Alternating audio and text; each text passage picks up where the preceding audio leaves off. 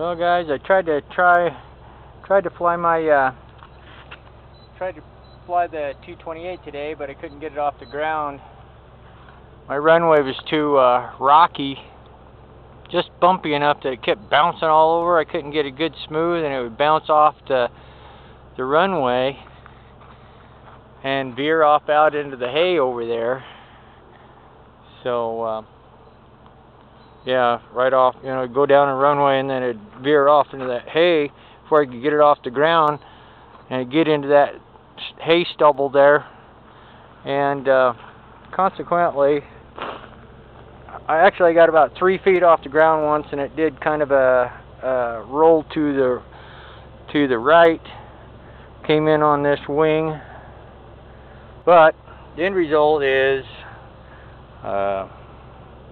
my prop got foobarred, broke 2 props. This one, 2 blades anyway.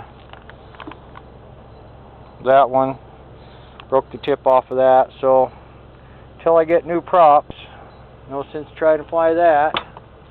Need to find a good smooth golf course runway or a good pavement. So try to get her off the ground. But on the good news, my F-22 with the supercharge rocks, man. It flies extremely fast. It's still tail heavy. I moved my CGs to those X's off of the original marks, and it still wants to just climb when you give it throttle. You can see how much down elevator I've given it just to help maintain level flight, and I cannot fly it over 50% power because it's just too much. It's too fast. It rolls left and right like there's no tomorrow.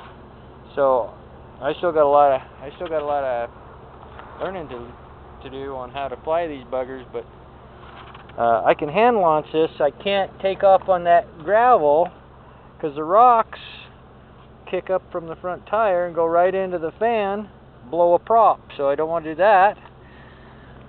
But right now I've got a ½ ounce or quarter ounce weight here, and I've got 3/4 of an ounce of weight there. I just barely added that one, but I was running with 3/4 of an ounce of weight there, heavier, and she flies really good. I still had to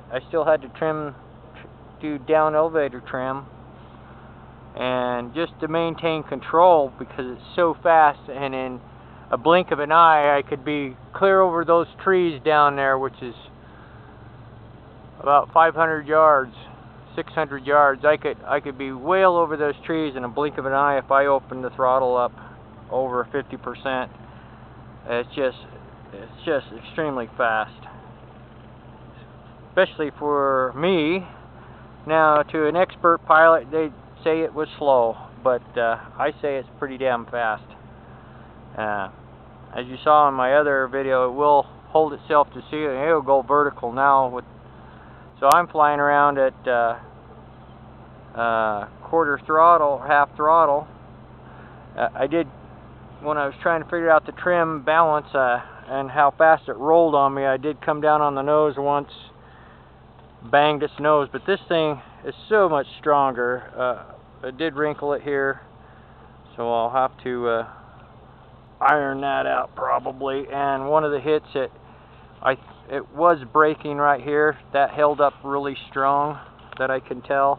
But what it did do is it wrinkled it right here, kind of folded it up right there a little bit. So I'll have to do some reinforcement there, probably a little bit of glue or something. But as it was, I just kind of flattened that out, give her a hand toss at 50% power, and I feel it just starting to pull on my hand. I just give it a toss and let it float out there a little bit, and then start giving it the gas slowly.